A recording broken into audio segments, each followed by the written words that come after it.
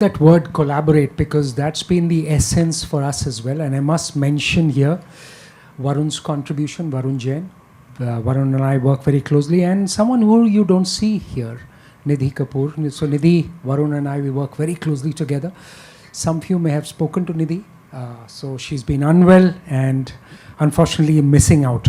So the collaboration that Nandan you referred to is very much at work as we speak, leading to this conversation today. So today we try to talk about the supply chain. One of the big issues, I believe, and we were speaking a little while ago about the visibility part of supply chain. This is something I believe will be a game changer for a lot of companies as we get to more less complex products, the output for the industry. And of course, we've also had governments which have been talking along with industry to have a policy. India has a logistics policy now. Last year, that was announced, yeah. So for the industry that produces about 28-30 million vehicles in a year, to what we could look at and how could the supply chain industry, how could you all as professionals, as representatives of the industry, help drive that change? What do we need that to happen? That will be wonderful to hear. So the first, if I can begin with you, Mohit, the big picture, if you can talk about how could we tomorrow emerge as one of the key places for manufacturing. Supply chain needs to be in place for that, for the EV world that we are coming to, and for perhaps the manufacturing that could take off in a big way. So, thanks Ashutosh, and thanks ET team for getting us all here. It's been a pleasure coming again for another session, and the best thing about these sessions is that we take back a lot compared to what we give, because we give only 1/6 of the input and take 5 inputs from the others. So that's the motivation that brings, I guess, all of us here, and that is the most, I mean, the best thing about these kind of sessions. So, and having Ashu lead this discussion is even more interesting because he has perspective on all things, including cricket, if you're not aware. So, and Nidhi, since it's getting recorded, we are missing you, but anyways, get well soon. Coming to the industry, as Ashu also pointed out, I have the few numbers with me. We do something like 28 million vehicles as per the data released in 2024 for 2024. This obviously excludes the electric rickshaws because that's the most unorganized sector that we have within the automotive sector. And these are as per the CM numbers. So, and another factor is that India's manufacturing sector contributes to about 7% of the India's GDP, wherein 35% is contributed by auto sector. So, out of the 7% that the manufacturing manufacturing contributes to about 35% and auto contributes to about 7% of GDP. And as per the automotive mission plan of the government of India, this should reach about 40% by 2026, FY 2026. So that's the near-term goal as far as this sector is concerned. Now, EVs, excuse me. So EVs are going to play out a big role. That is what everyone seems to kind of nod and agree, but there could be other things which could play out in the near term. The other factor is, going by a past, there was a report sometime back, maybe 5-6 years ago, which said that the inflection of EVs taking over ICE would happen sometime in 2031. Now, as per a latest CNN report which came about a couple of months back, the inflection is now slated to happen in 2040.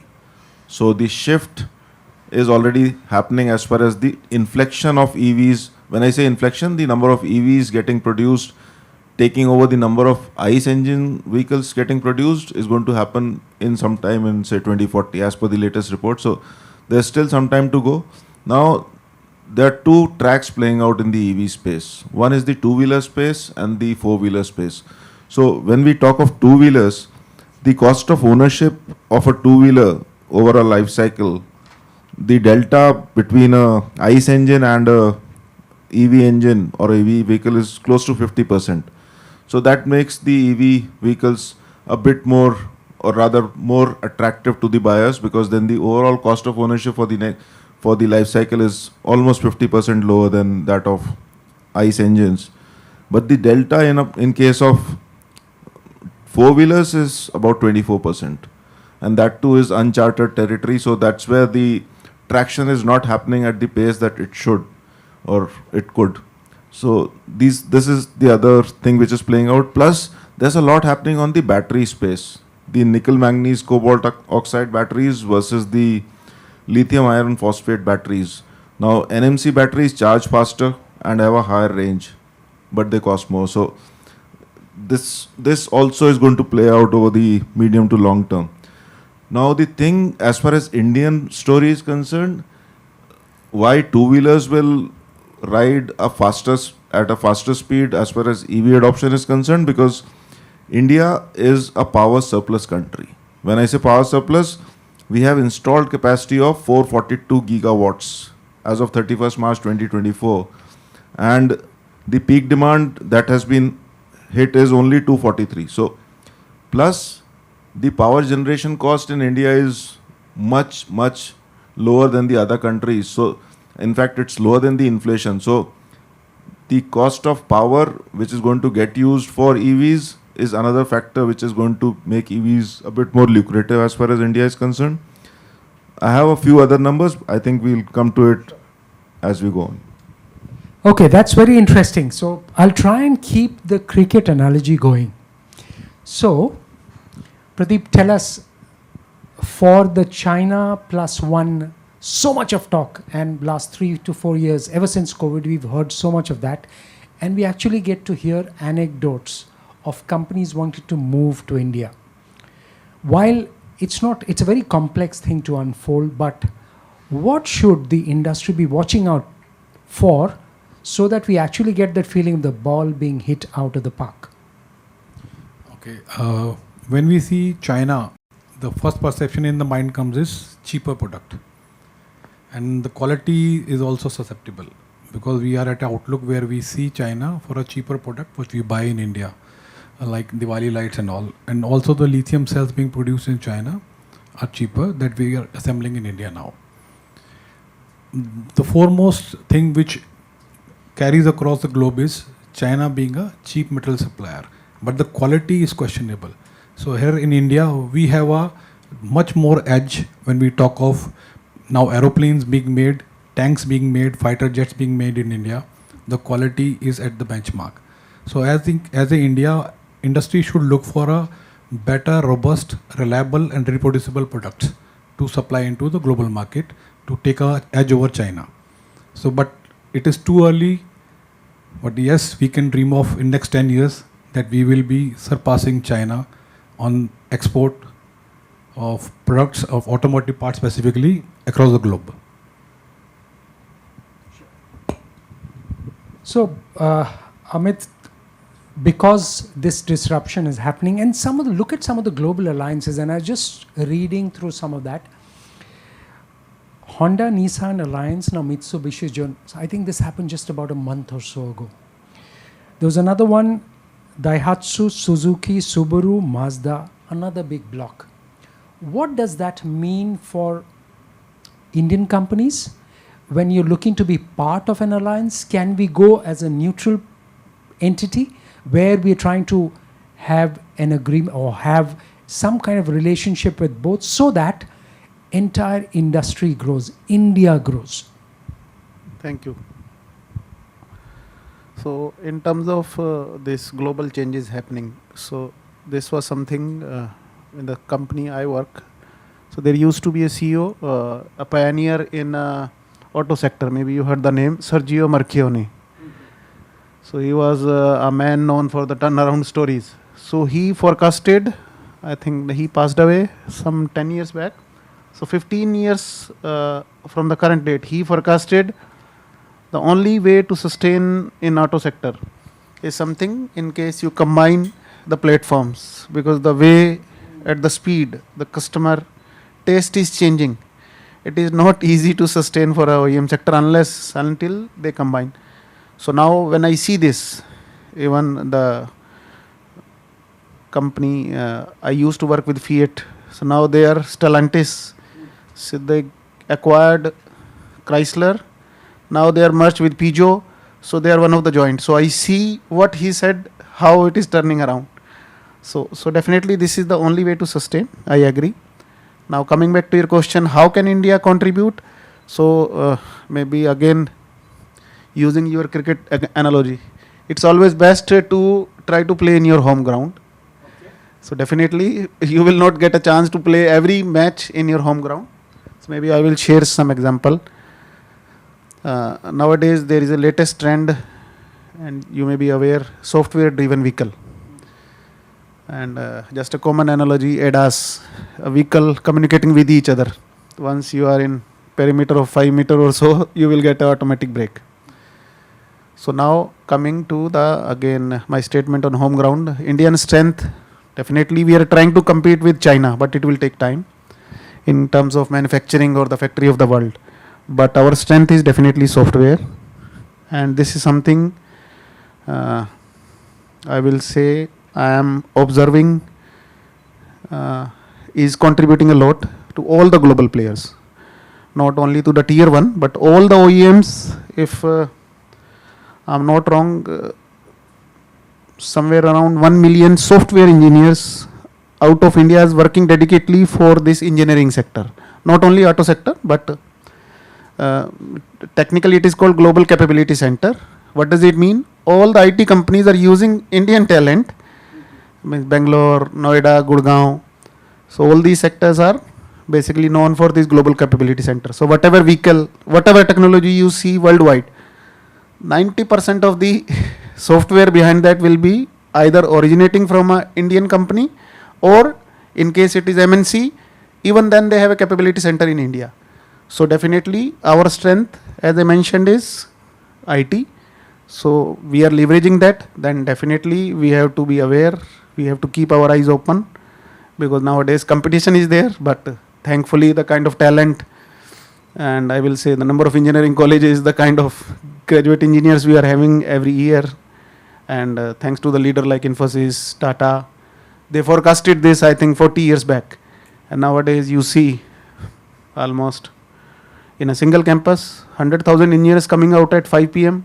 So this gives a kind of glimpse what can be the India strength, and definitely we cannot leave this manufacturing sector or other areas we are touching, but yeah, we have to work on our strength. It's a fantastic point that you make, because if you look at the big picture, and Kuldeep, I'll just come to you, that bigger picture, if you look at the 80s, if you look at that software companies that came out of India, IT services companies, they were the Wipro as hardware companies, Wipro, HCL, they used to be the hardware companies. The 90s saw the Y2K boom where the software companies took off. And the the decade after that was the companies like Flipkart, look at Zomato, all these are that decade. And suddenly some of those supply chain companies started coming in, and now they are getting traction and getting bigger as well. So, Kuldeep, that big picture which he referred to, software driven, how is that supply chain, how is that impacting the supply chain and globally making its mark, which opens the opportunity? Right. So first, thank you. So first of all, I'll give you some facts. So this may change our perspective altogether, right? Maybe my perception, or I see lot of improvement taking place. First fact is, when we say the number of components are reducing in a typical EV vehicle, so I'll tell you the typical EV two-wheeler is having component 4 times of the components in a EV IC vehicle. Why I tell you is because there are a lot of child parts, the sub-components in ECU, motor controllers, motors, battery, charger, BMS. So typically single cylinder IC engine because most of the EV vehicles are having a gearbox, is having almost 400 components, whereas the only motor controller is having 400 components. So people saying EV is easy game, easy to build, is actually a myth. One. Second one is we are very happy because we are developing lot of platforms, we are developing lot of software. Today the truth is 80% of the BMS used in Indian two-wheeler industry is imported from China. Out of this 80%, 70% is supplied by one single company, right? And you can easily find out, you open any battery in bigger swappable batteries, that is a single company, the name starts with D, right? And the reason is because they have n number of use cases. So their algorithm is proven, and still the Indian startups, Indian software companies are not having that much data points. One. Similarly, last year, 1 year ago, 100% of the motor controllers for two-wheeler, even he can vouch this for three-wheeler, is imported. 100% of the L3 today 100% of the L3 motor controllers imported. Out of this 100%, 80% is supplied by one single company in China. Name starts with C. Right. So though one side we are happy that we have reached to a level, so we are very good. So all the people leaving out of the Wipro campus or the Mahindra software tech parks, right? But they are actually doing software work, or they are doing lot of offloading work for the companies in USA or Europe. So most of the things they get from because of the higher manpower cost or something. So I'm not saying we have not reached to a level, the Flipkarts or Zomatos of the world, or the Ola cabs of the world. But if you see, still our level of innovation, the number of patents we do, so you will be surprised the number of patents we register in India is much less than number of patents people do in Finland, a very small country, right? So there's a big path, big way, and I find really a big gap, especially coming to EV, are still, if I count number of components, localized number of components, truly, and you will be surprised, whatever number of EV two-wheelers you see, we are now almost touching 1 lakh thanks to Ola, because 40% of that 1 lakh they are subsidizing almost every single vehicle. So similar number is sold in India, and that is not registered. We call it low speed vehicle. And out of this low speed vehicle, because this is not registered, there is no promotion policy, EMPS or FAME, other than battery and tire, this vehicle is completely imported from one single country, because the name starts with C, right? So there's a big path. So today I had a discussion with one of the charger supplier. So 100% of the EV two-wheeler chargers, so before charger there's a switch, we call it PRCD. 100% of the chargers either used by Ola, Ather, any big names. So this PRCD, very small circuit with hardly 20 electronic components, is imported, right? And even Hero is importing from the same company. So thanks to FAME, we started assembling in India now. So still our scale, our numbers, and the cost for electronic components is nowhere with respect to China today. So very, very valid point, and that's where the opportunity, I would say. yes, That's the opportunity, and a lot of the hardware, I'd like to believe, can be software driven tomorrow, as has happened with other industries. So possibly I would see that as an opportunity.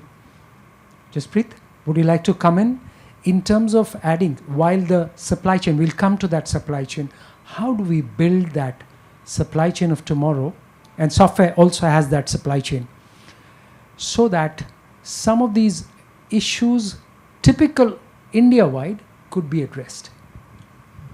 See, first and foremost, in my opinion, I would say we got exposed to the global shock in 2020, 2019. And then, since then, we have noticed that the disruptions is not over. We have Ukraine, Russia war, we have issues in Red Sea. So disruption is something which we are living on a daily basis today. So what is most important is today is creating that kind of a visibility, that kind of a control system, which can control, which can give you a power to kind of control the entire value chain. And that is only possible with having the digital, skill developed or the softwares around these things. So that is one thing which is very, very important. Now, if I talk about the supply chain per se specific, these disruptions have created a lot of demand. These disruptions has created, I would say, has created a lot of complexity in the overall supply chain, overall value system of even the manufacturing. And with these disruptions, what is more important is that what is visible to you, you can develop something out of it. If something is not visible, something is offline, you'll not be able to develop anything out of it. So this visibility would create an impact in overall sectors, irrespective of manufacturing or whatever you call it. So is crisis, Amit, then the new opportunity? Because you see, and you didn't even mention, so maybe Iran, maybe the Middle East, the Israel and Lebanon, that Red Sea war. issue. So Red Sea is cropped up more than once. So is crisis the opportunity? How do we integrate a crisis of any kind in a supply chain scenario? So it's usually said that necessity is the mother of invention. Yes. And I think all of us here agree that the natural course for the automotive industry is diversification into more sustainable options like EVs, alternative fuels. And to be able to achieve that, I think it is going to be a multifaceted and a multi-pronged approach by all the stakeholders, not just the OEMs, the government, the supply chain partners, legacy suppliers in the chain. So all of these players have a role to play in this. Startups per se, I believe, I might have a biased opinion, but I believe they have an important role to play in this industry because of the diversification, the path that the industry is going towards. It throws open many doors for us startups, like technology adoption. I mean, startups by their inherent nature, they are, more affluent towards digitization. They're more affluent towards, adoption of technologies, faster pace of innovations. So this nature of startups has to be, used by the existing supply chain. And I feel the existing assembly lines, if we go back to the fundamentals, the existing assembly lines has to change from a more linear format to a more modular format to, adapt and be as agile to be able to adapt to the newer innovations. So that is going to be the key for the automotive industry in the coming years. So I think there is a major role where the startups can come in. And not just the functional aspects of the vehicles. We can also look at technologies through visual and entertainment appeals. Your virtual assistants like your Siri, Alexa being integrated. Basically smart mobility for smarter cities and interacting with smarter citizens of tomorrow. That should be the... Siri, when can I get my spares or something like that? Is it possible tomorrow? So why don't you give us a picture of that? How can that happen for, let's say, tier 2 suppliers, and how can they integrate with that supply chain? In fact, this topic is the most interesting topic for any supply chain professional because I use Android, by the way. So do I, but I mean, having said that, that's the way, I mean, supply chains are going to evolve, and See, one thing I would just build on what Amit said first before I get into this question. Amit mentioned about electronics becoming a major part of the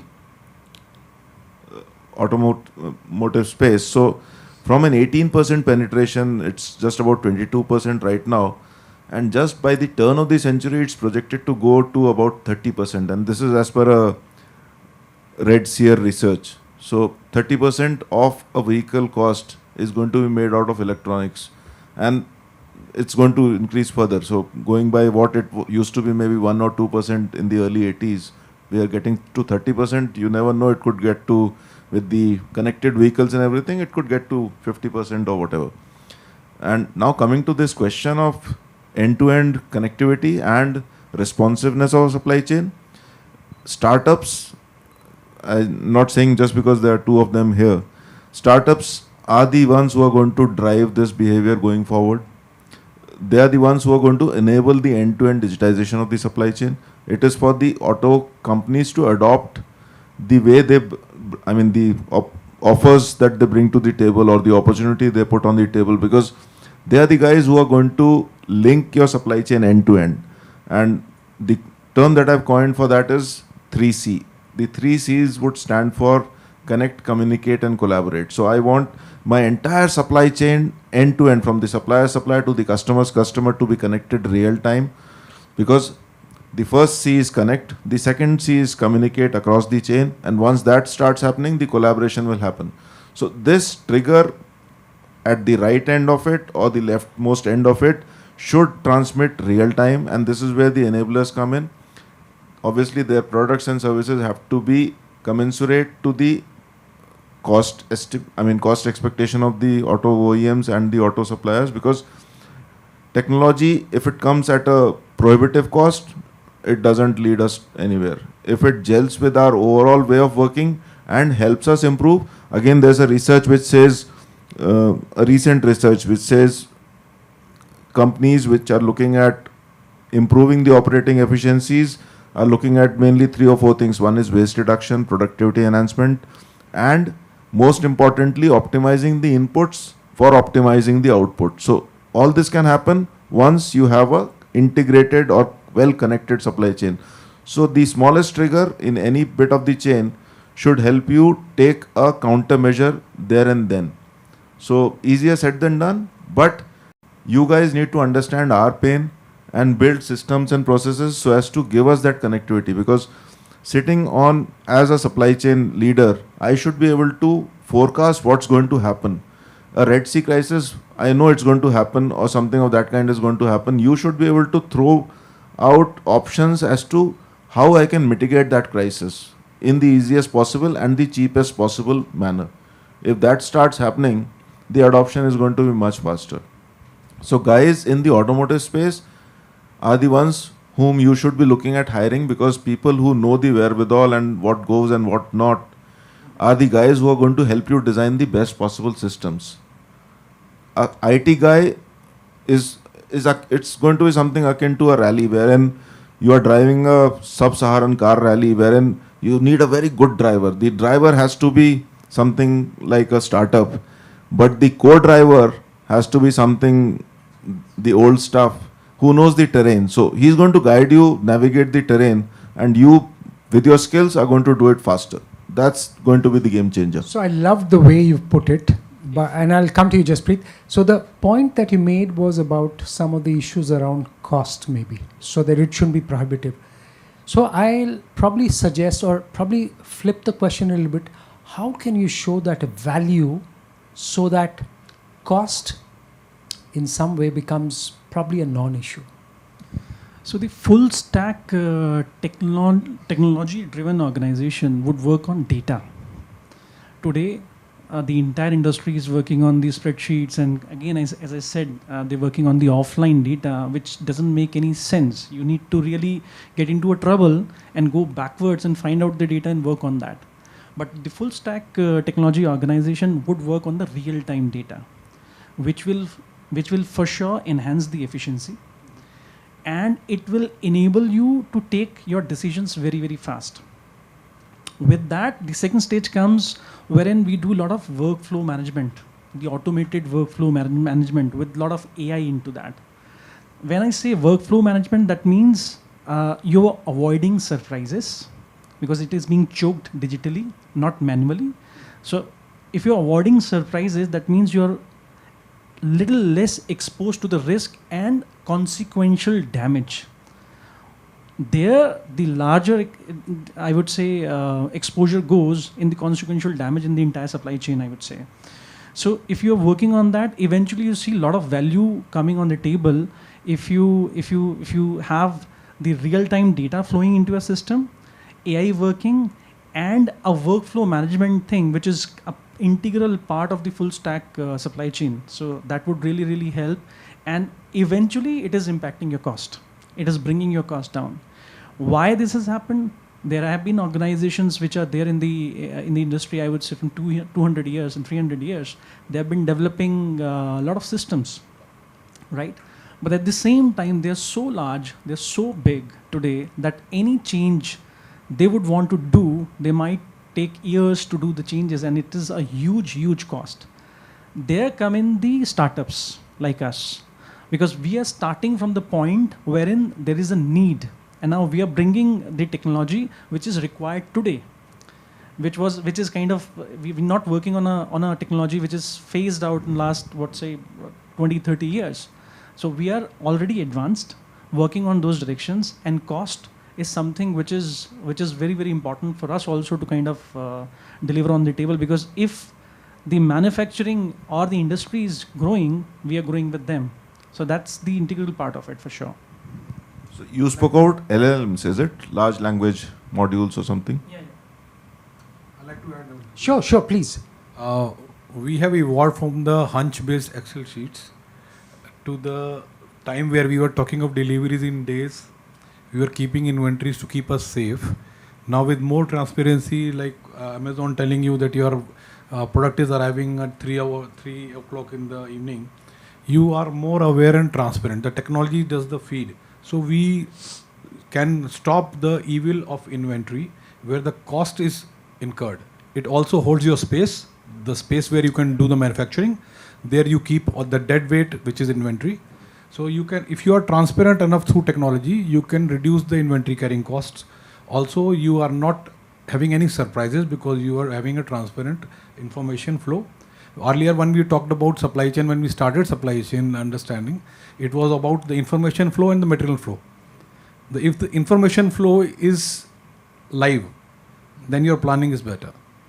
So that will reduce the cost, entire cost, which is also a business case.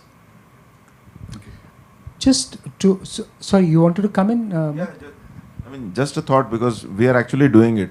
e-Kanban is here to stay. If you give the suppliers a window to what they should be holding with them, and they also get a window as to what you are holding, so they kind of auto-replenish your stocks, and that is where the trust starts building in.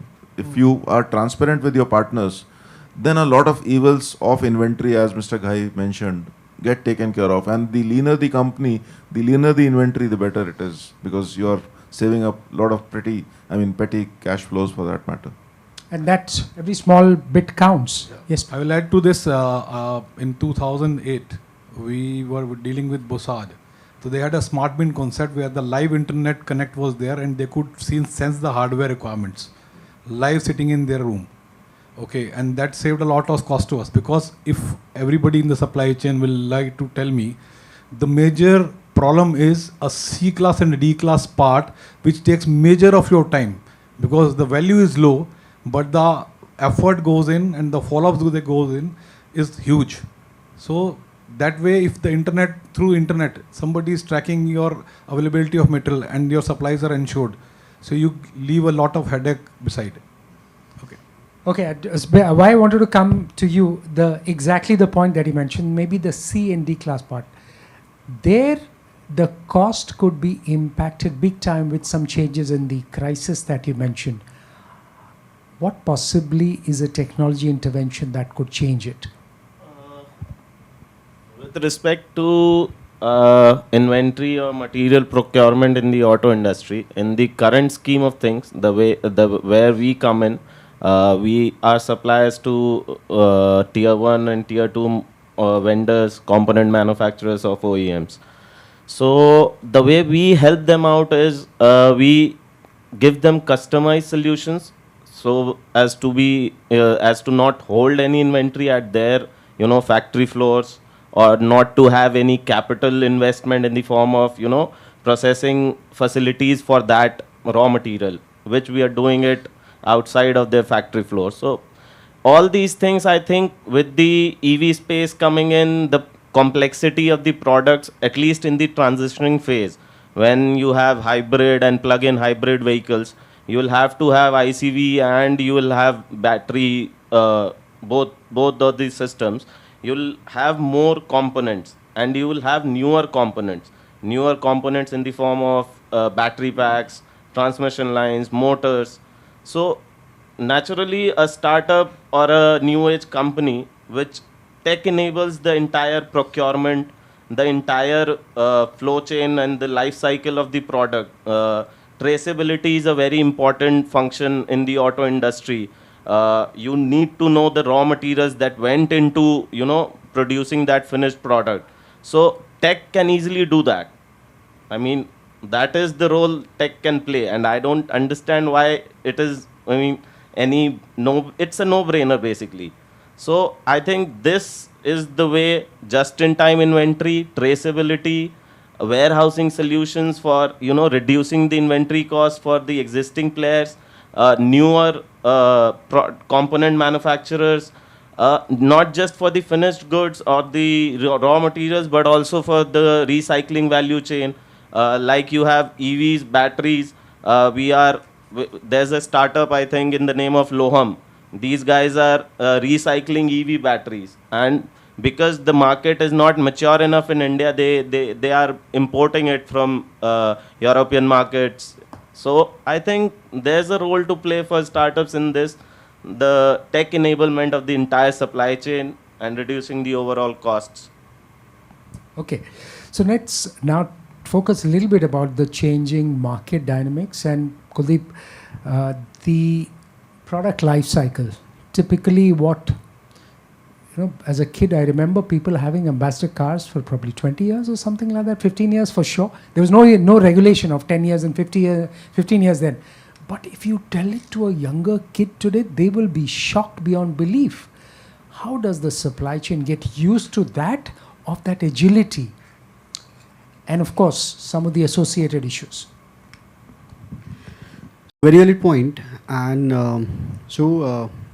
coming back to the same example, so we used to have scooters, right? A family scooter. So we saw the scooter when we were kid, and we saw that scooter that maybe our father or grandfather, and they were keep on running the scooter for lifelong, or a car, the early ambassador car or Maruti car. So typically, if I'll again talk about the starting from the EV industry. So they are different product for different product life cycle. For example, the EV low speed scooter comes with only 1 year warranty. There is no government regulation. EV high speed scooter or a two-wheeler, not high scooter, there's a regulation that minimum warranty should be 3 years if you want to qualify the FAME and everything. So typically when you say this, the battery, all the other parts are equipped for 3 years. So the mindset of consumer is the product will work for 3 years and then I'll sell this to any better recycler or the other guys, because majority of the cost will go to EV. And coming to even the EV commercial vehicles are having a fixed life. So even most of the EV players supplying to B2B, same as Kinetic Green, so they have a buyback policy. So for example, we sell e-Luna to most of the EV B2B players. I must mention here, sorry, I couldn't hold myself. Luna is a brand that has always been around. I mean, yes. I don't even remember how long, 40 years, 50 years ago? 50 years, yes. Yeah, there you go. So for some of the younger people like Oza here, some 50 years ago. Right. So this comes with a buyback policy. So after 3 years or 5 years, whatever is the contract with that B2B player, so we have to change for example, I call it HMI, human machine interface, the speedometer or the cluster you say, because by 2030, so most of the HMI will be touch screens, because you don't want to operate your mobile as well as cluster. So it's a bigger challenge. So good thing is Indian EV industry is able to cope up with this challenge in last 3-4 years. Need not to say there were FAME 1, FAME 2, EMPS, and the most strict guidelines for FAME 3 will come by next month. So people are, so the good thing about our culture, our speed, our thought is we are very agile, and we are very, for example, I started with Honda and we used to say a two-wheeler generally takes 3 to 4 years. Came to Hero MotoCorp, then we used to say a two-wheeler generally take 1.5 to 2 years, because from Japanese to Indian MNC. Fortunately, joined the first product of Ola. Then we said no, two-wheeler should take less than 1 year, right? And this is the truth of EV industry today. A young EV company comes and they are able to launch from zero. So Ola, from a software company, 7 months, 24 days, they did the complete tooled up scooter with scratch and the fastest ramp up ever, right? So we are very agile, we are very flexible, we are very, I'll say, open to collaboration. So for example, we are not able to manufacture anything, so we are able to import, we are able to the JVs, buying tech, importing something, and whatever we do. So this is good part of us, right? So I'm very hopeful that the product life cycle for even the EV four-wheelers will be even less than 5 years. So, Amit, for the given the, I'll keep it on that theme about the changing consumer preferences. How does that supply chain gear up for that change that's happening, and what is needed? And you probably are very well placed to talk about that. No, definitely, supply chain is the key player for this product life cycle management. But the actual, I will say, the game maker here is the design or the technical people, engineering people. I will start maybe with an example. There was a famous Espresso Maruti vehicle, came I think 3 years back. So whatever may be the reason, the vehicle was not successful. But other than the parts visible, the remaining parts were easily replaceable with WagonR. So this is the kind of development. Earlier what used to happen, suppose a particular vehicle, I will give a perfect example. Mr. Bachchan used to Versa. Yeah. So that was the kind of hype, the kind of advertisement, and ultimately it was a big flop. Of complete assembly line, I think was vacant, and then maybe I think the turnout, this share, it affected the Maruti Suzuki shares for some long time. Nowadays, nobody knows or nobody noticed that something like this happened. What is the reason? Now we are so much flexible. 1 or 2 model failure doesn't matter. We are resilient, we are flexible enough. So there is a famous saying, expect the best, but be prepared for the worst. So whether it is a success or not a success, that does not matter. So how this can be? You are ready with a plan B. Means your part should be replaceable. So that's the benefit when I come back to the original point. When you are combining the various platforms, PSA, I mean Peugeot, Fiat, Chrysler, some of the vehicle. And recent example is this, you may be aware, this lots of this Tata vehicle, they seem similar to Indian Land Rover or Indian Range Rover if you see closely. A lot of the smartphones today look the same as each other. Yes. No, but what Tata did basically, fortunately, they acquired this Jaguar Land Rover at the right time. And now they are reaping the benefit. Otherwise, no one could have imagined the kind of vehicles we are seeing from Tata Motors nowadays on the road, especially. So this is the kind of resiliency or the backup plan we should have. So this is, and then definitely supply chain, coming back to your original question, what can supply chain be? supply chain should be, I will say, capable enough to what maybe on a weekend, maybe from Monday onwards, this vehicle will no more in production. So how is the plan? Definitely, we cannot air freight anything. So something like this is expected. I'm not in position to comment exactly what is expected from supply chain, but yeah, they should be ready with plan B, and definitely there should not be high cost impact. Means definitely you can have everything by air, but ultimately you cannot pass that cost to the final customer. So this is how we have to be mentally ready. Okay, that's a very good example, because in software, some of which I'm a little bit aware of, you have components as software. So it's almost like small parts of a software which you can fit, let's say, in a supply chain scenario, in tomorrow, let's say, something that comes to mind, a company, a Thiruvananthapuram based company, which had a product called TBMS. So it started with a telecom billing management service, and then graduated to what they called as a transaction billing management service. So the same product, they went and sold to hotels as transaction billing management service. So something like that, I guess, is what you're talking about. So what should be the features, Pradeep, for the supply chain of tomorrow? And as we build, and we're already seeing some of that happen, which you gave the example of Ola, how quickly they were able to turn around. What should be the essential features of such a supply chain? First, I would like to add a little lighter note on what he said. The Versa now is eco, so we don't waste anything in India.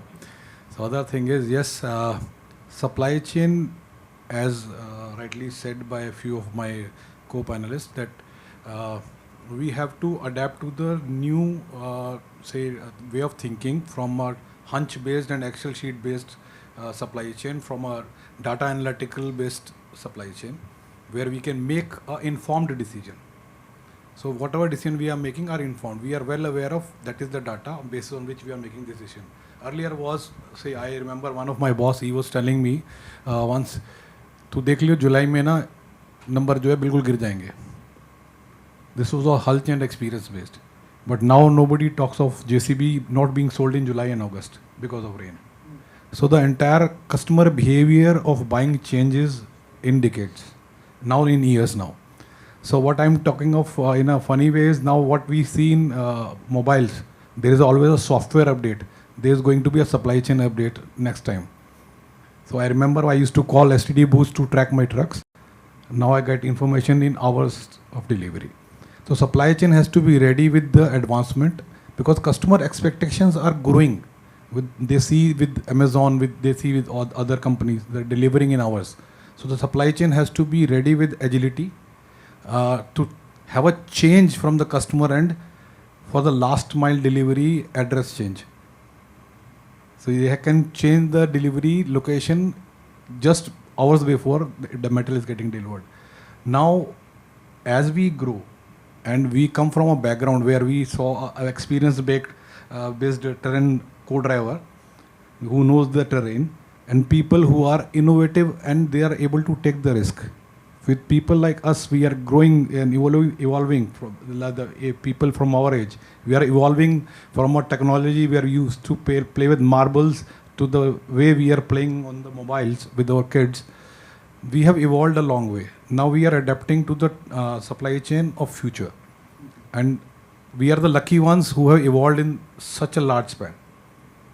Now when we say supply chain readiness for the new robustness in system, I said agility and a responsible supply chain. When I say responsible supply chain, it comes to the cost, it comes to the delivery as per the customer expectation, it also calls for environment protection, it also calls for the cyclic economy.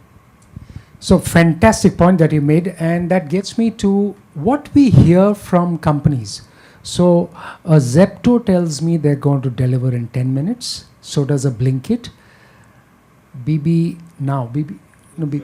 Big Basket now says 30 minutes or something like that. Now that has to have that supply chain element to it. There is a guarantee that's coming. how does the automobile company prepare for that? How does any automobile company prepare? Because one of the key elements has to be visibility for that. How do you build that into the system so that probably you can match, or can you match some of the food companies, pharmaceutical companies? Is it possible to do that for, or is it needed for automobile companies? In fact, it's more than need, it's the writing on the wall. When I say writing on the wall, because we all are customers, look at how we behave when a blanket order gets delayed by 5 minutes. We don't want any variability in the way we accept or expect a supply. So that is the behavior that's going to pan out. And we are all oldies sitting out here, except for the 2 young guys or 3 young guys or 4 young guys.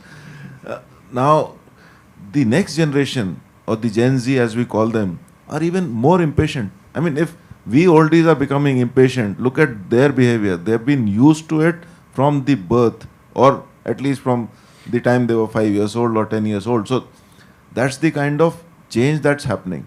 And it is imperative for us to be able to match the customer demand, even if we are sitting in the automotive space. What will make that happen? A lot of data analytics, lot of back-end data, churning out predictive analytics, algorithms being built into a demand-driven MRP kind of thing playing out.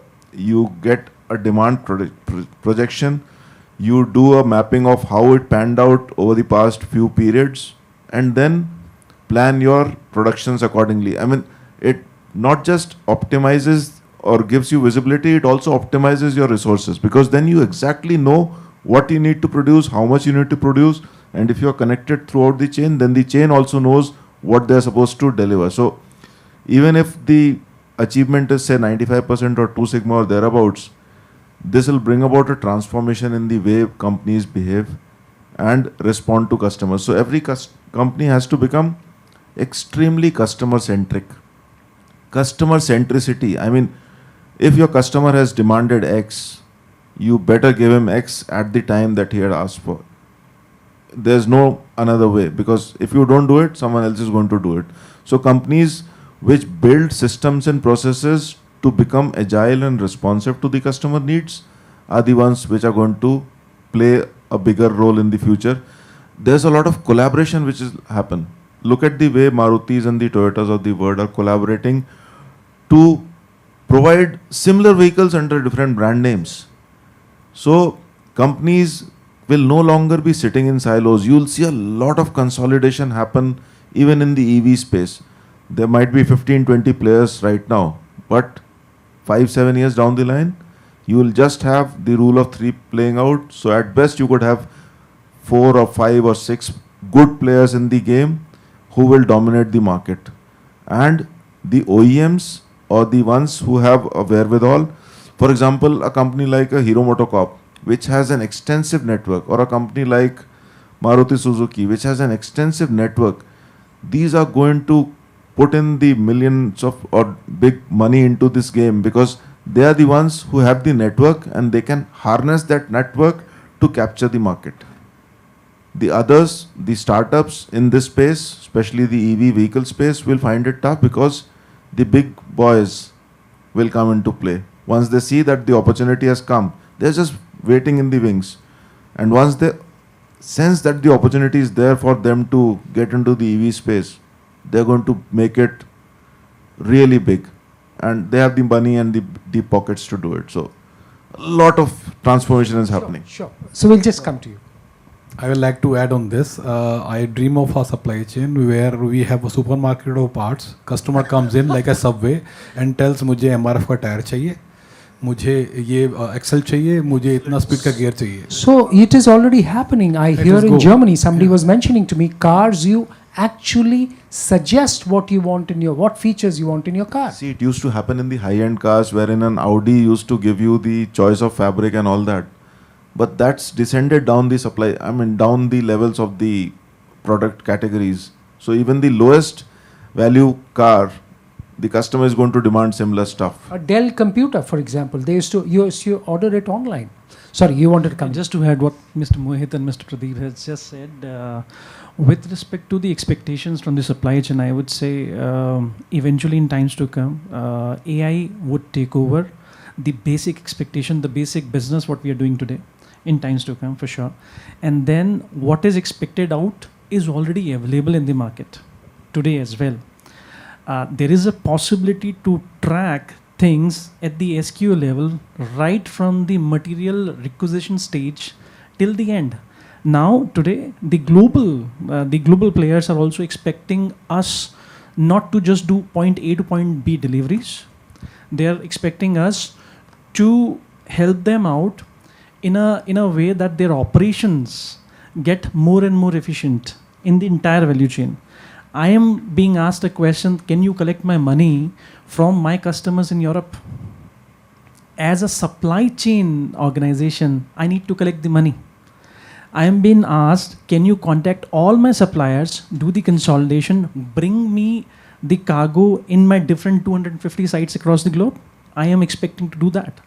So the visibility, what we are expecting today, the options as well as the technology, I would say, and infrastructure is already available. It's just that we need to link it.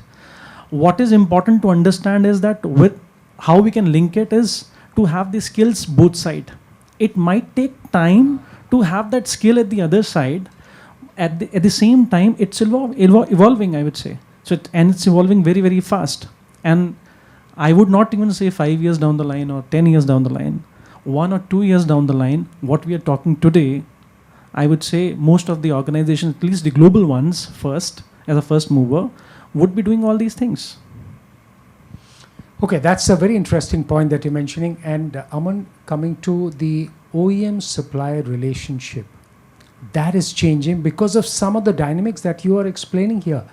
How is that an opportunity for supply chains to be rewired, if I may use that word? Yeah, you can say that it needs to be rewired.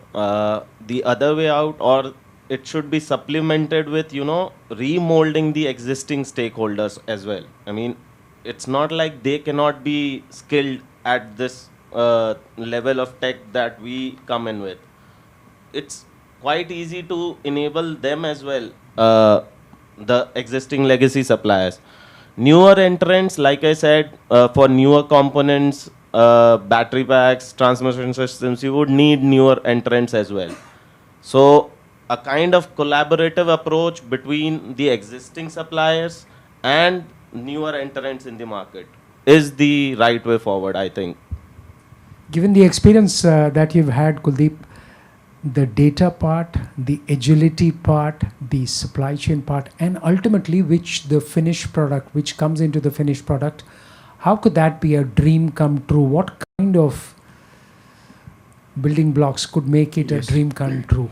So I'll start again with the numbers. So typically a EV two-wheeler is having almost 60 supply chain partners. One thing is, I'll come to, so I'll answer this. So even in my dictionary, even for last two companies, I have removed a word called vendor. So I call it supply chain partner. So whosoever is working with me or whosoever is working after me in that organization can say, for example, vendor code, we call SCPC, supply chain partner code. So all my communications, all my delivery, so that the mindset is like this. So typically a two-wheeler is having 60 supply chain partners. And these supply chain partners on an average are having further average 10 supply chain partners supplying raw material, paint, hardening, whatever. Even the simplest one will have a packing material or a logistic partner. So the complex one may have up to 72 supply chain partners, the component wise I'm saying. So typically, if I take average of 10, 600 supply chain partners should move in the same pace. I'm talking about a dream, right? So I want to make a curry and some spices will come from Kerala. Some spices will come from the Shillong, right? And I want to make curry here today. And spices should reach exactly on time, and we are cultivating this based on weather or something. with all possible thing, and there are secondary processing, third processing, and I want to add the fresh vegetables also. Everything should move exactly the same time. One. So all these 600 supply chain partners, we generally say within the operations things to the plant operation managers. So if my 600 supply chain partners are not moving with the same pace, even one fails, I fail totally. If I give you metal to produce say 1,000 numbers today, and you make 999, people will say, wow, what an achievement. So typically the complexity of supply chain is very high. So dream says, now the point my dream is, so this one fellow is not actually, so you said ki I want to collect money, or someone is asking me to collect money. So if one person is not performing, 599 are performing, so whatever loss they are getting, so there should be a legal contract. So all the typically AI or supply chain platforms talk about deliveries, visibilities, percentage, graphs, BI. They don't talk about, they are not, for example, Amazon or Flipkarts or delivery, all these people are actually having a rule that if you don't perform, these are the penalties. You don't deliver pizza in 30 minutes, pizza is free. Right? So that level of contracts are somewhere missing. So, or people, for example, EV, so even you find out of 60, your 30 supply chain partners are new. They are new to industry. They are not matured, or they really don't know they are going to do a mistake in planning, forecasting, risk management, strategies. Right. So still all the AI data and everything should be linked with somewhere with contracts.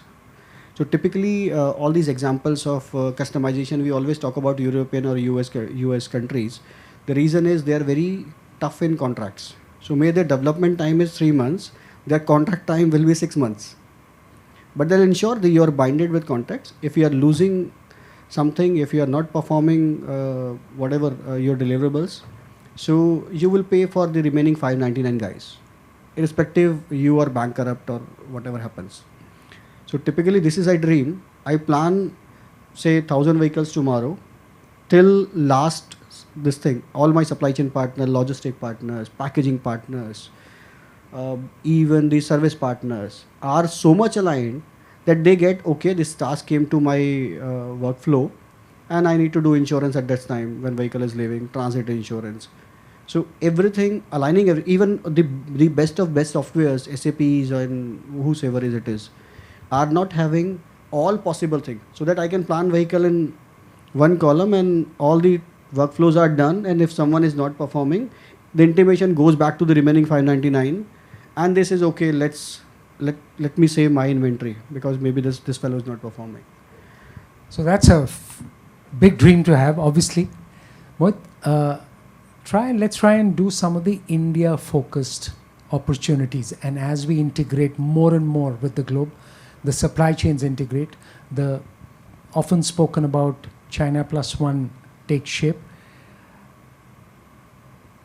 How do we make sure, now that it's reality, how do we make sure it actually falls in place with some of those requisites in place as well?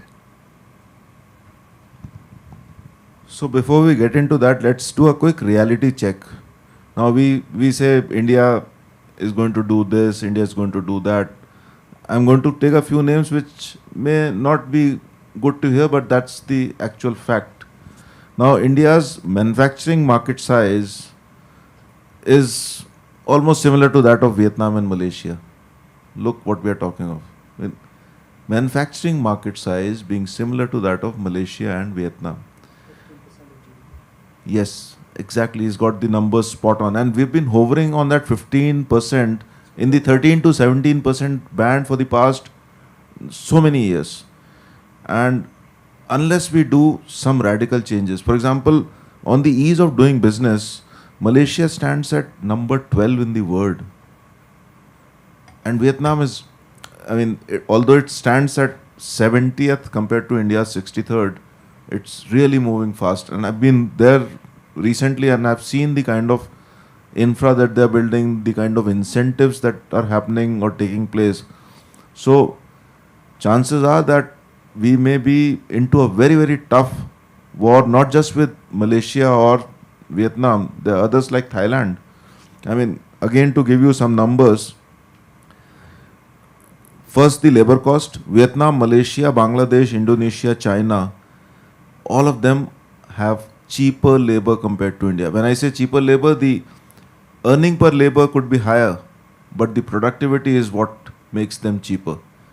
For example, when I was recently in China, I was just checking out what they earn. They earn something like $1,600, $1,800 per month, average worker. But look at the kind of output. One worker is managing 5, 6, 7, 8 machines and working like as if he or she is a robo. So that's the kind of productivity that's making them very, very lucrative as far as labor cost is concerned. Our infra, the road network taking shape, but long way to go.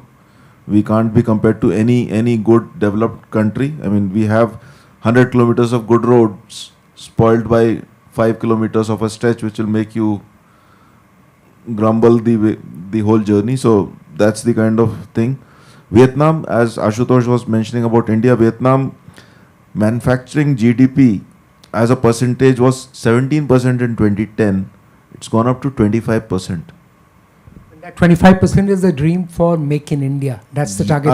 In fact, I'm coming to that. So Thailand, 26 to 30%. They are hovering in that bracket. Then again, Malaysia, 24%. And as Ashu correctly pointed out, ease of doing business ranking has improved. 15% is the current level, and the hope or the wish list is 25%. So taking it from 15% to 25% is going to be a humongous effort is going to be put into that. Now, having said that, the opportunities are immense. If we are able to do it, look at the kind of penetration a two-wheeler has in India, just about 160 per 1,000 of population. Vietnam has 500 plus. So we could be looking at just multiply these numbers with the population that we have and the 2.8 crores or 28 million that we do.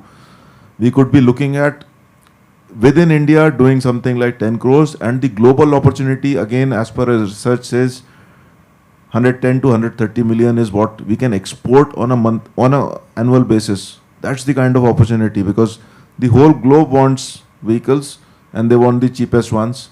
Obviously, Europe doesn't want to manufacture 3x the two-wheeler in Europe, and they would rather have it at X from India or Vietnam or Thailand or wherever. On the passenger vehicle, we are a paltry. We don't even compare with the best in the world. We are 20 times lower than the best in the world. So look at the kind of opportunity that we have. So this is the overall opportunity, plus you have the EV opportunity, which is going to pan out. And as I said, two-wheeler is the space where you could see a 40% penetration by the turn of this decade. Four-wheeler, I would reserve it to 10, 12, max at 15% by the turn of the decade. So, but the overall numbers, if we are able to get us to the 25% target that we have in mind, then the overall numbers will multiply like anything. So that's the opportunity that we have. Okay, also I'll get you to on this, the unique recycling supply chain that exists. That is a market I'd like to believe that we are still to tap enough. We have a scrappage policy, but not enough showing up. How do we make use of that? How does the supply chain get ready for, ready is one word, but make it smart enough so that any consumer can possibly effect that kind of a transaction? Basically, in India, when we say the scrap recycling, there are policies in place, but still, if we talk about battery other than EV, the lead acid battery, there is too much of unorganized players in the segment where the loss of GST is happening and unprofessional ways are being used. With lithium coming in, that sort of recycling cannot be possible, because itself lithium is hazardous, it can catch fire. There are many other hazards related to it with the health hazard as well.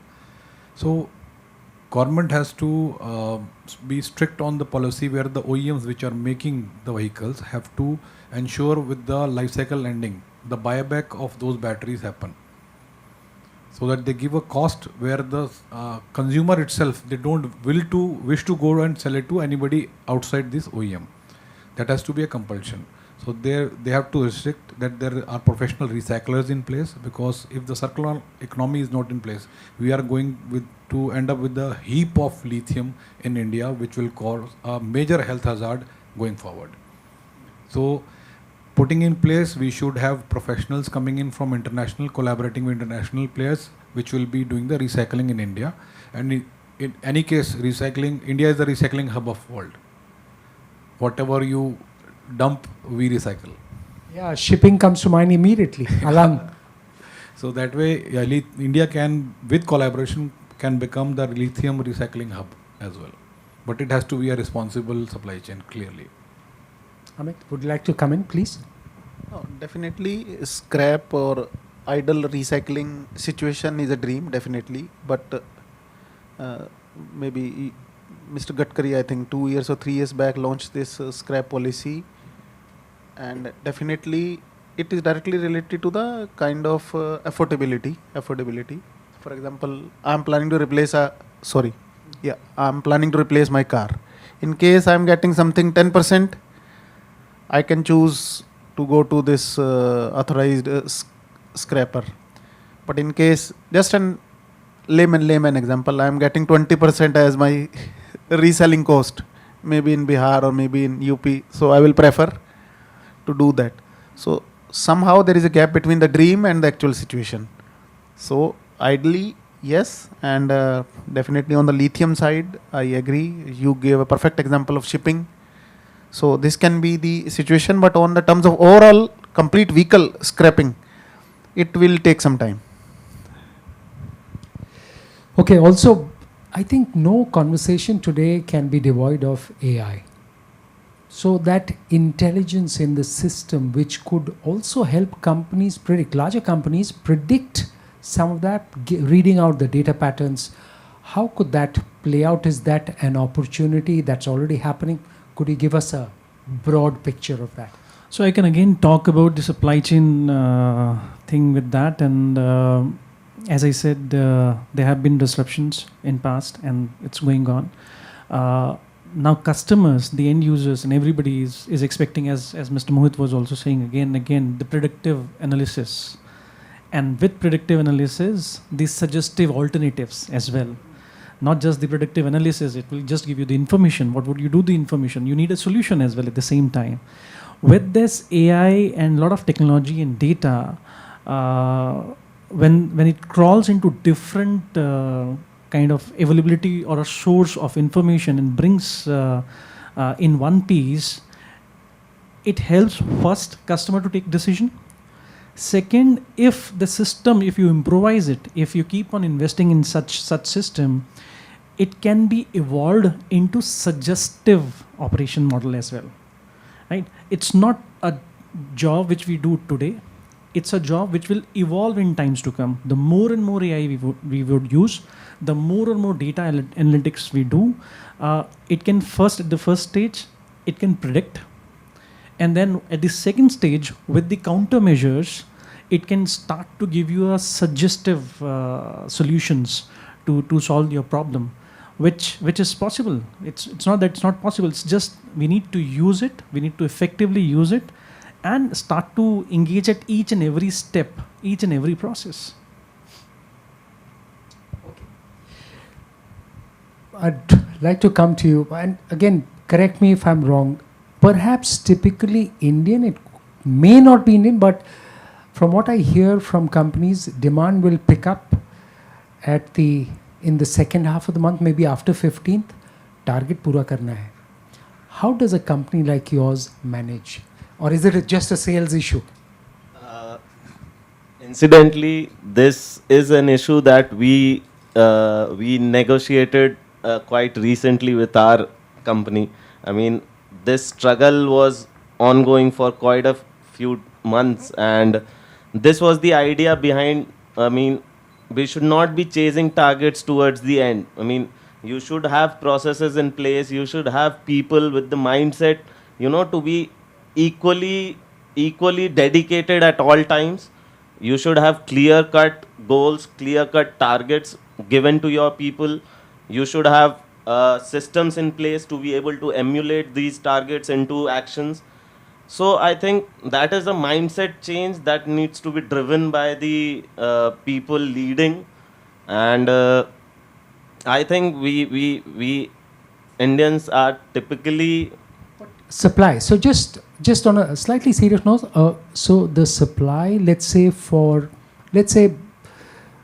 जो भी sheets चाहिए, longs चाहिए या flats चाहिए for the product that is being made, a car or whatever is being made, how does a company like yours, which is supplying some of this to companies, apportion the action? पूरे महीने में कैसे 15 दिन 4 घंटे ही काम कर रहे हैं, बाकी 15 दिन 12 घंटे काम कर? How do you manage to work? Is it, can we have a predictable solution for that, so that you work closely with any of the vendors or any of the OEMs, tier 1 suppliers, so that that issue can be addressed? Predictability is the issue what I'm trying to get to. Like Jaspreet mentioned, you can use technology for all these decision makings. AI, I mean, it can come in handy with real-time monitoring, analysis of the data, then telling you, suggesting you corrective actions. You want to inspect a product. You want to use technology to be able to do it in record time. You want to shrink the timelines of the entire process. And where logic or science fails, I think the best way to go about it is just get on the data, do the maths, crunch the numbers, and it'll be all right in the end, I think. Okay, another point, and I'd like everyone to come in on this, is the wider issue of sustainability. Again, while AI may be one of them, that's just one part. How should supply chains be looking at sustainability now that India's regulation is in place, and now companies are having to report only the top 1,000 companies as of now, but every company will be asked to report those numbers not in too distant future. So the regulator has those numbers with him or them, and they're going to compare it at some point in time and then come back with the regulatory action. Your point. And I'll come to everyone for this, please. So ESG is here to stay. So, and the drive has to happen from the top. So as long as, or if the top management is convinced that this is the way to go, then the actions kind of flow in that fashion. For example, if a company decides that we are not going to use wood, and period. So they'll think of innovative ways of not using wood. And if the diktat comes from the top, that's the best way to go about it. Plus, for you or Indian companies to be competitive or even relevant for supplies to Europe and US and other developed nations, ESG compliance, not just for your setup, but for your down the supply chain partners, is equally important. And unless you have compliances in place, for example, there are certain companies which ask for you to use 50% of renewable power. And if you don't have the back-end support, obviously the government will also have to pitch in, which it is trying to do. So they'll have to make renewable energy available and competitive with respect to the standard sources of power. So once that starts happening, this is just one of the examples that ESG requires. So elimination of carbon footprint, usage of power to the extent that you use 50%, and they expect the tier 2 or tier 3s also to adopt such means. So this is something which is going to pan out, and the earlier we or sooner we adopt, for example, each company should have its own ESG policy to start with, and each function should have their ESG framework. For example, the supply chain function should have a framework which mandates for the suppliers or the business partners down the line to adopt 1, 2, 3, 4, 5 practices to start with, and then the list should keep on getting appended for them to become more and more ESG compliant. which in turn makes you more ESG compliant and makes you more likable to the business partners abroad. Very well point, Pradeep. The challenge of having a policy, while larger companies can afford to make a policy, drive it down. What about some of the smaller ones, relatively smaller ones? See, the major thing which we lack in India basically is education and the urge to earn more and more profit by using bypass and shortcuts. So it's becomes stringent, and even the bureaucracy and the inspector raj and where they seek something in a wrong way, then most of things can be implemented. For example, GST was a big problem to implement across India, but anyhow it is running successfully now. People are telling it will be a failure.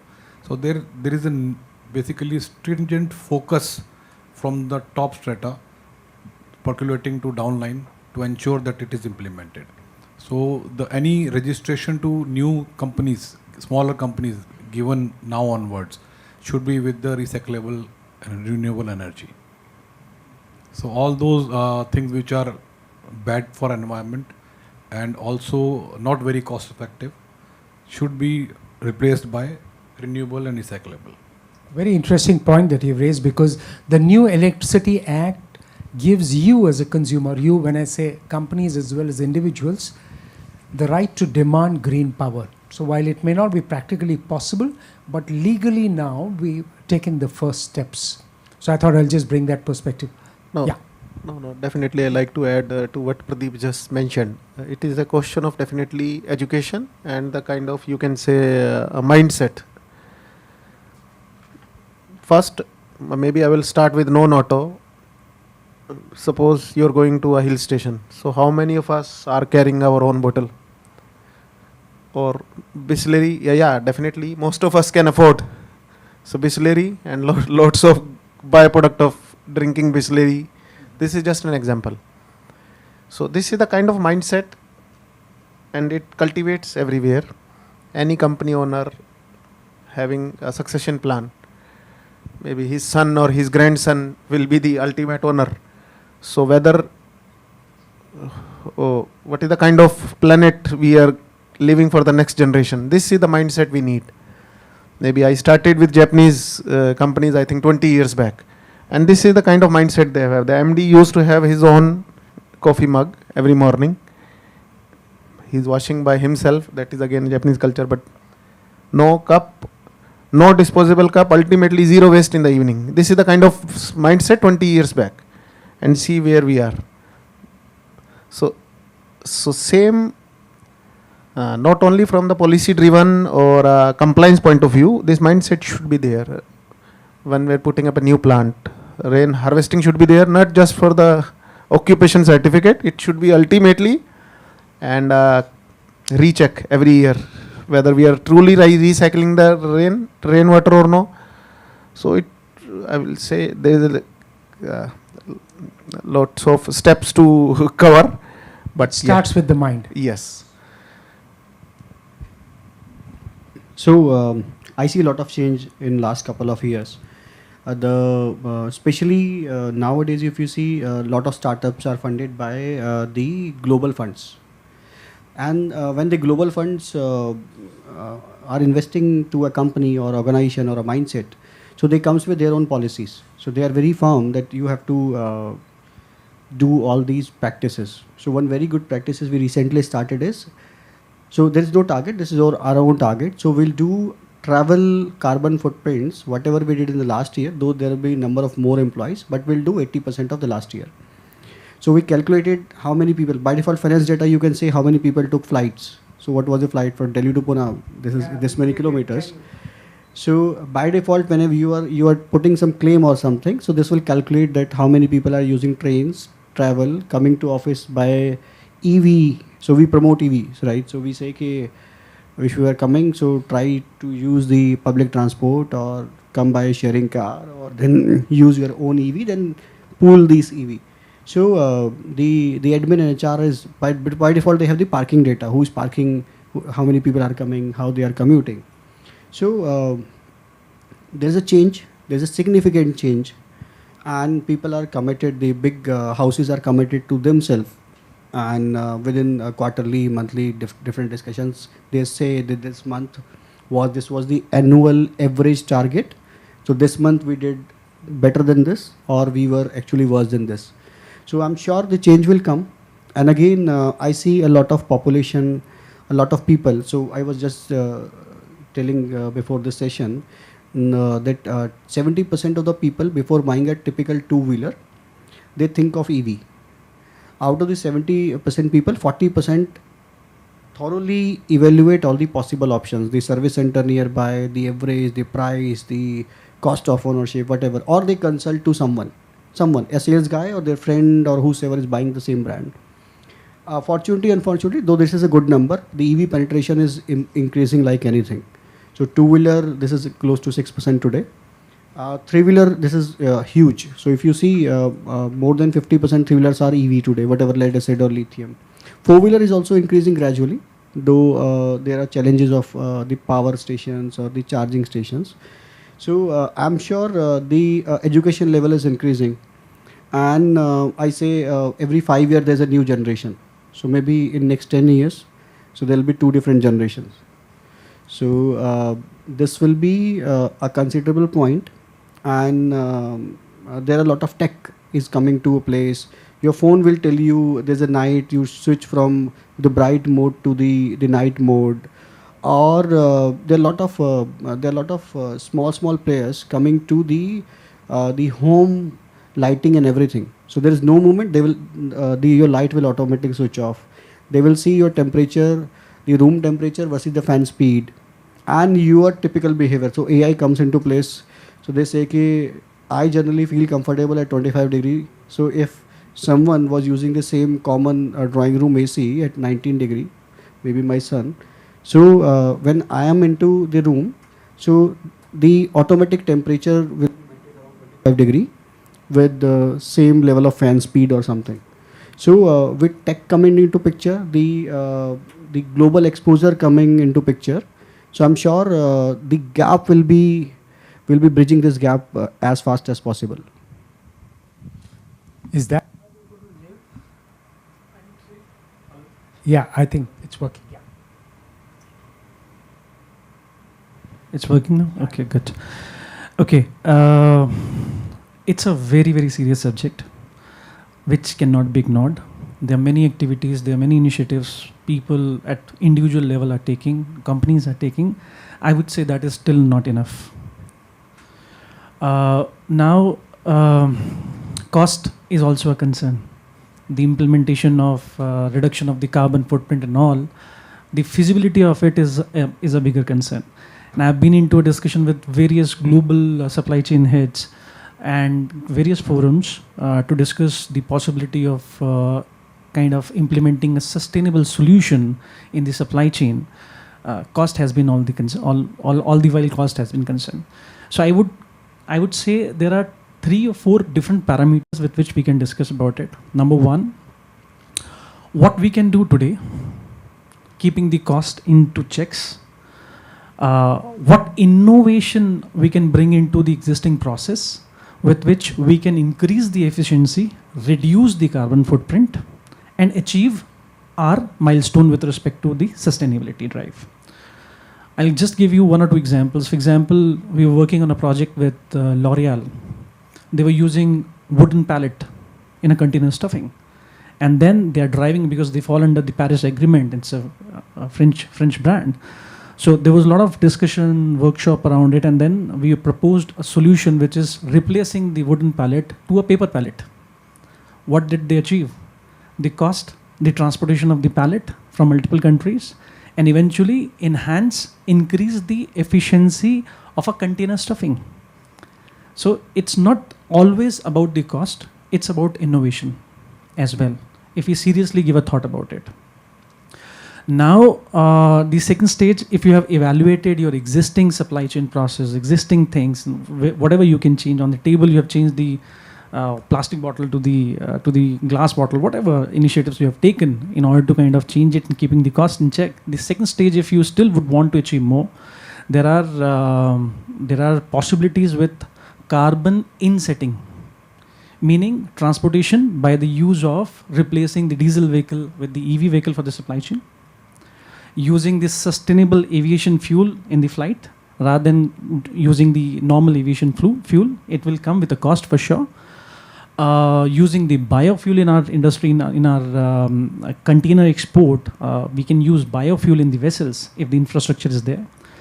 Talking about scrubbers to be installed on the vessels. So there are many such things which we call it carbon insetting, with which we can discuss the possibility to reduce the carbon footprint in the value chain. Then you have carbon offsetting as well, right?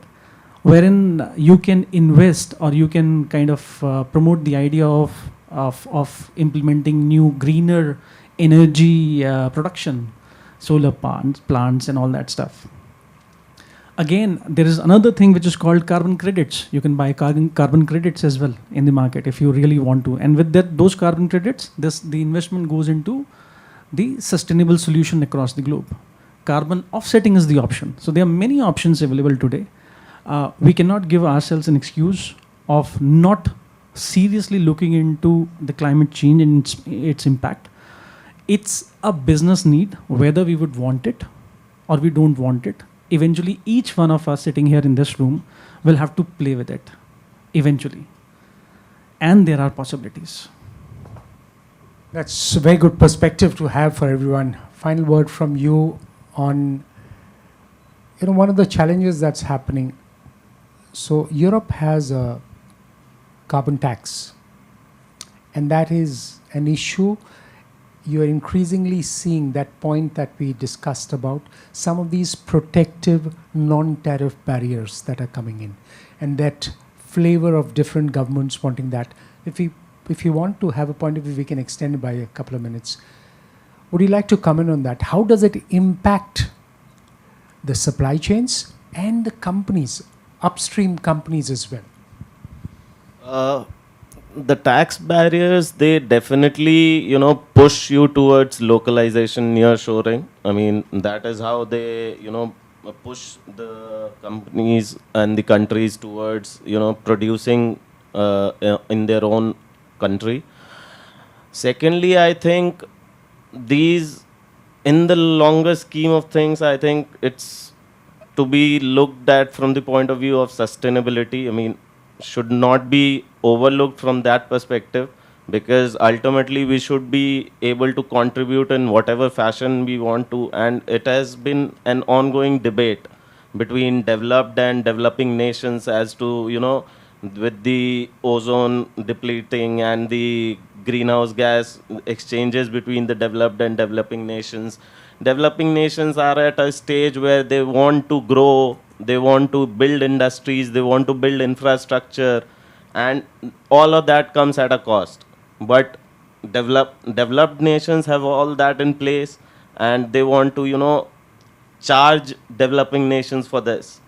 So it has been an ongoing debate. Naturally, it disrupts the supply chain. We've had instances of disruptions with the semiconductor. Nobody could forecast that. This is being induced by human intervention, but again, larger scheme of things, it cannot be ignored. Someone had to do it. Anyone on that wider issue of protectionism, which could impact supply chains? Anyone? If you want to come in, please. Yeah, sure. So we call it globalization now. It's in a way, it's trending a bit because there was a hyper globalization, right? Countries today would want to use their natural resources to best of its efficiency. And that's how deglobalization is coming into the picture.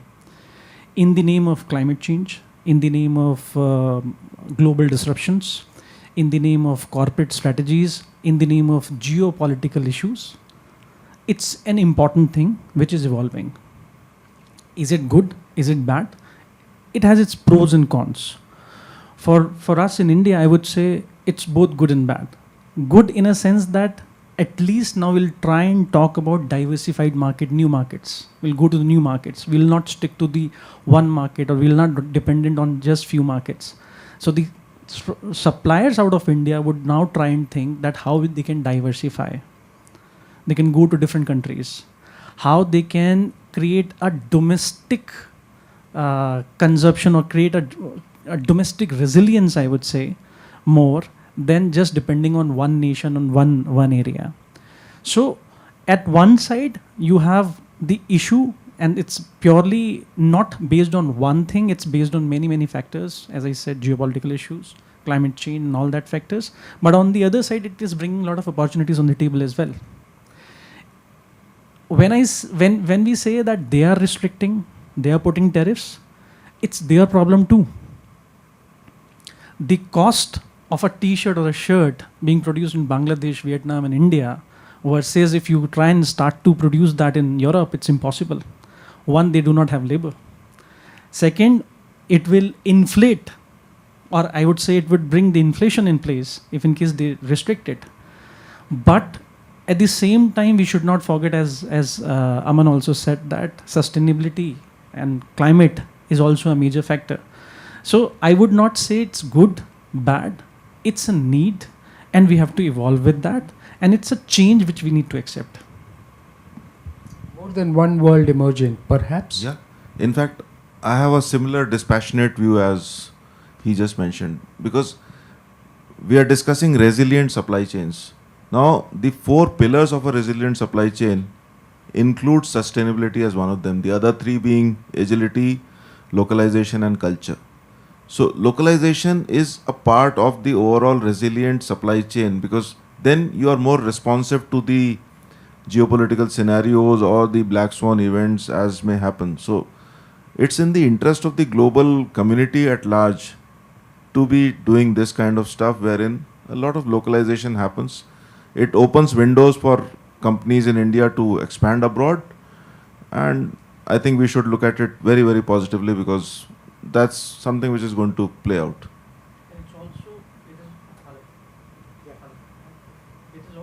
It is also giving an answer to your recycling initiative. We can reuse more, recycle more if you have these barriers all across. So it's not just market economics will take over. Yes, you can say that. Okay, any other points? Okay, so thank you so much everyone for being a part of this conversation. Thank you indeed. And as I mentioned, you'll shortly see a report around this online and in the paper as well, Varun, right? So we hope to carry on with similar conversations, and we hope to touch not just the automobile industry. Sustainability is industry-wide, so hopefully all of that. Thank you for being a part of this conversation.